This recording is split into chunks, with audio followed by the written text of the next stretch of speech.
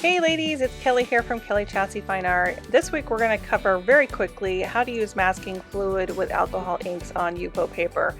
And I do have a new course that just released, so this is a very small portion of that course. So I will make sure to give you, my subscribers, a link down below for a special coupon for the full class. So stick around and I'll show you all the details. I mentioned I do have full online classes. You can find them over there at my website at kellylinart.com, where I have over 2,500 students in 85 different countries and over 24 online classes that have lifetime access. So head over there and check those out. I'm totally looking in the wrong spot. Over there.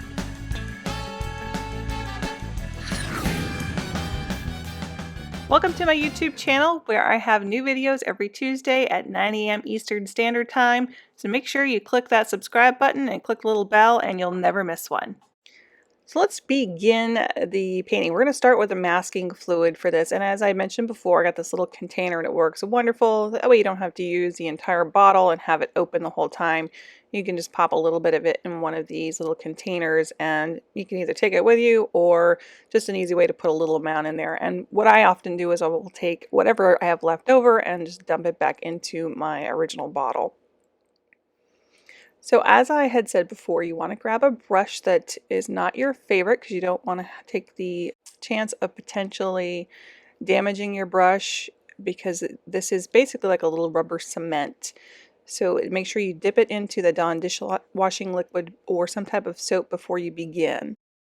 Now, if you are unfamiliar with masking fluid, if you're new to this, masking fluid is basically a repellent. So it covers any area that you want to keep white. Or you could also use this for layering the colors if you want to have a color kept off of an area. So it's called also frisket is another term that folks will often use for it.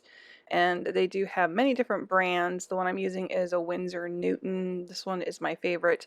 This one has a little bit of a tint to it, not much, but they have one that's very orange. It's almost fluorescent orange that you can use so that way you can see exactly where you place it. But the orange will sometimes throw your eye off a little bit, I find. I happen to like this one that's just slightly tinted so you can see it, but depending on what type of painting I'm doing, I may use that orange. So I'm going to start out just using my brush here. I've dipped it into my masking fluid and I am creating that shape of my birch tree. Now I'll post a picture of the original photograph that I took here. Now we're not going to make this look exactly because I want to practice a little bit with our birch bark, making some texture, and this one was really smooth. It's a beautiful birch tree. So we're going to let this dry. I'm going to make sure that I rinse off my brush right now with some soap and some warm water to make sure that this does not dry into my brush. And make sure you get way up at the top there where the bristles first come out, because the masking fluid can get soaked up into your brush at the tip there or at the beginning of where your brush comes out. So just make sure you get those bristles all nice and clean. You can even soak it a little bit with some warm soapy water if you want, and dry that off and you should be good to go. Depending on your environment, it may take your masking fluid longer to dry, but usually 15 minutes is good. Just touch it, make sure it's no longer tacky, and you should be ready to go to the next step.